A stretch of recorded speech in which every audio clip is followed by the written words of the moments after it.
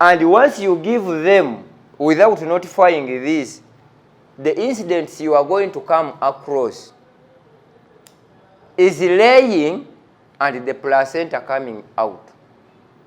Ekyo mujja kisuubira because you are forcing it to lay.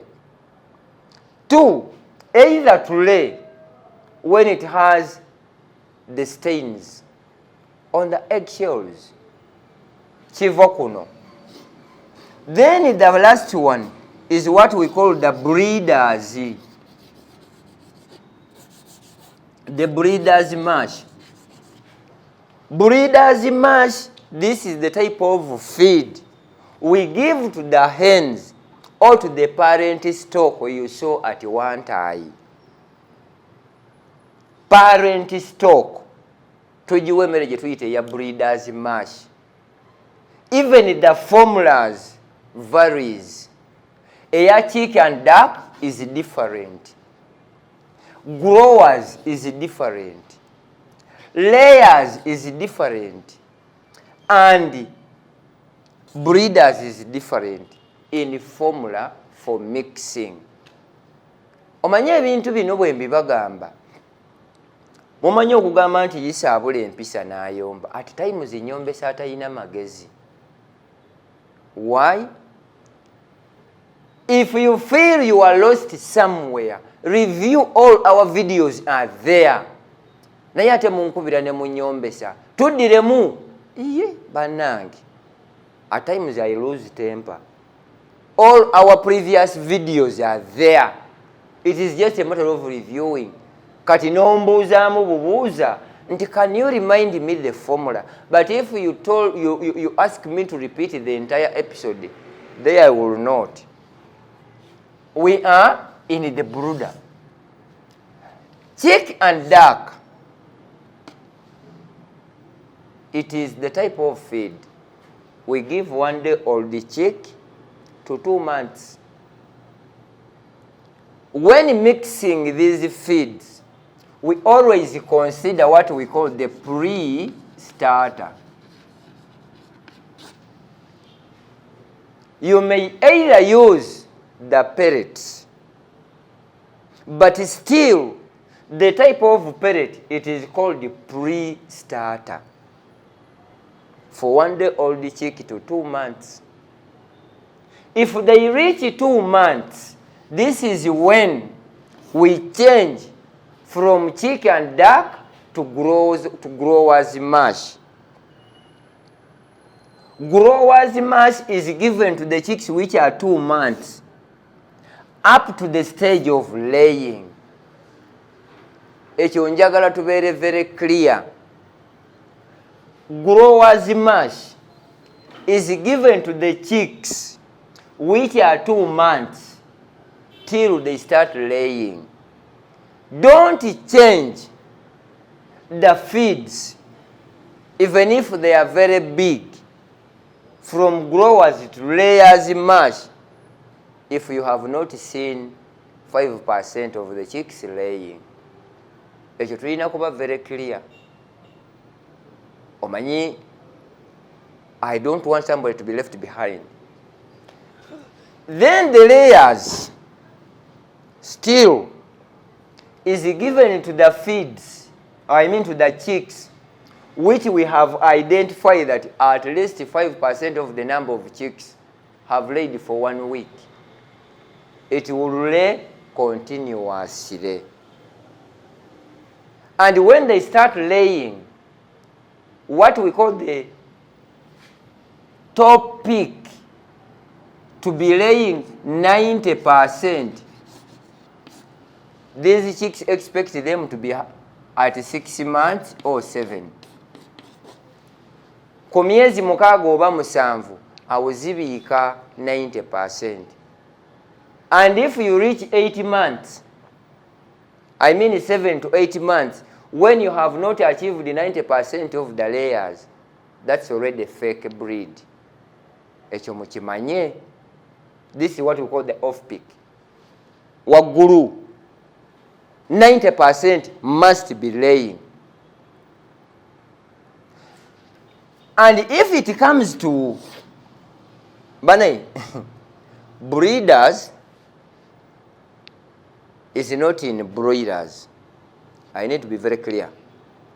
Breeders, don't expect your commercial layer to become a breeder or a parent stock unless when you import the parent stock for laying eggs to hatch into commercial layers.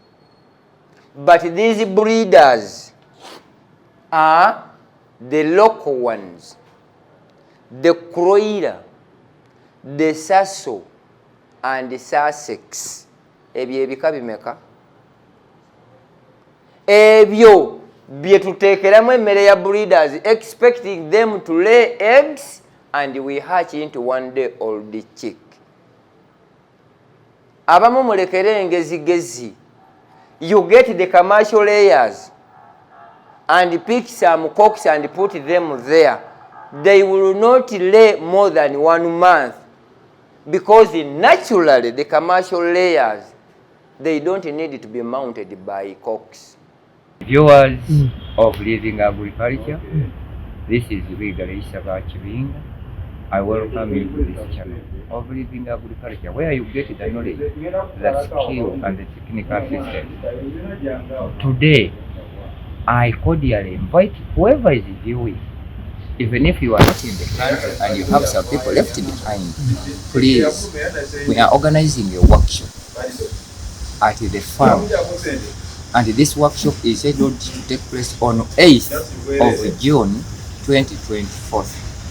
We are meeting at our offices in the New Tax Park. That's where we shall live as a team or as a group to the farm. The entrance is 50,000. But if you are a living viewer or a subscriber or our family, you will need to pay just 20 is paid by Living Agriculture. Whatever you have been viewing, hatching eggs in a motor tire, hatching in a pot, how do we mix the feeds practically? How do we put charcoal in the feeds? What quantity? How do we make the medicine for toothache, for ulcers, for prostate, for diabetes and pressure? We are going to show everything on that day. I thank you for viewing, but whoever is viewing, share this video. On 8th of June, it is our farm training. We are meeting in the New Tax Park at our offices. That's where we shall depart. The farm is located in Seguku, Katare. This is where we have all our enterprises. I welcome you there, but the registration you have to register with Hannah on 0775 107737. Registration 0775 107737. An Airtel subscriber, it is 0741 82 84 05. I repeat, for registration for the workshop, 0741 82 84 05. Make sure that if at all you have one of the diseases I mentioned, on your registration include the treatment you want. Is it diabetes? Is it pressure? Is it prostate? Is it toothache? Or what? Or ulcers? Such that it enables us to come with a medicine. We need treated people. We need live people, such that we can go in farming when we are live. I'm Luigare on 8th of June, it is our farm training at Seguku. The entrance is 50, but for Living Agriculture family, you are going to pay only 30. 20 have been sponsored by Living Agriculture Channel. I thank you for viewing. I thank you for liking. We meet on that day. Ekyo twakigezaako.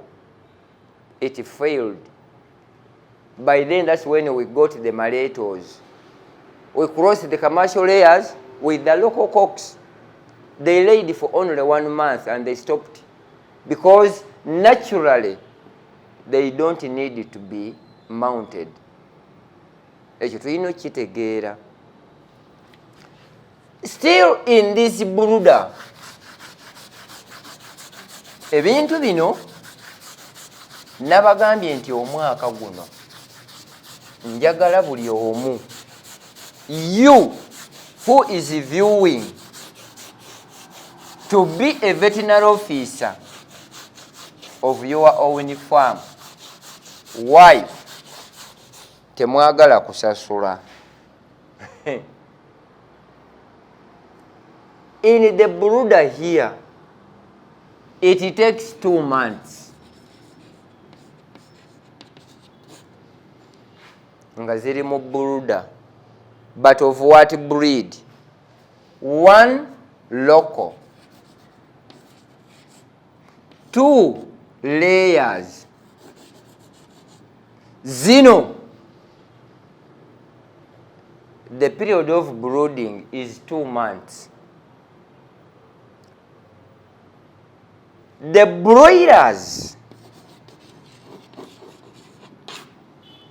it is 3 weeks. Ekyo njagala tube too vigilant.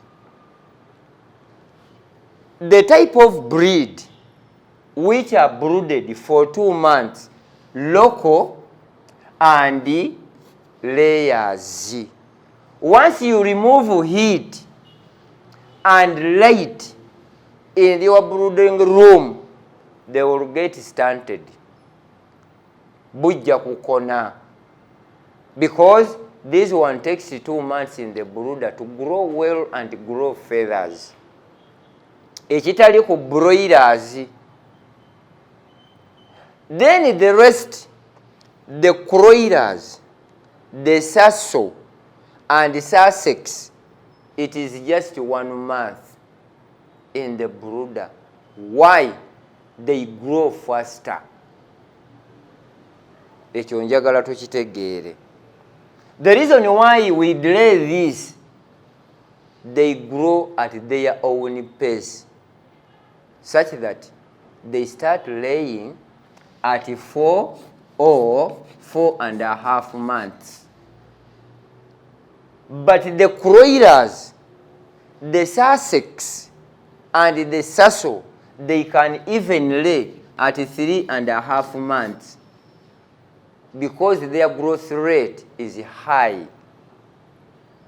Ekyo kyenjagala tumanye, because we are not just here passing time. Nedda. We need to share with you what you need to know. Not what you want, but what you need. There is a difference between a need and a want. It is not that everything you want, it's your need. But it is a must. Whatever you need, you want it. That's why you want you want YouTube channel. But what you need on on YouTube channel is Living Agriculture. Eyaffe. We don't ask for money to view. Nedda. Put the data. Look for Living Agriculture. Get all the knowledge you want. Then, after here, or in the brooding room here, nabagambyemu ekintu kimu. Tugenda kutambula mpola until I reach where I want.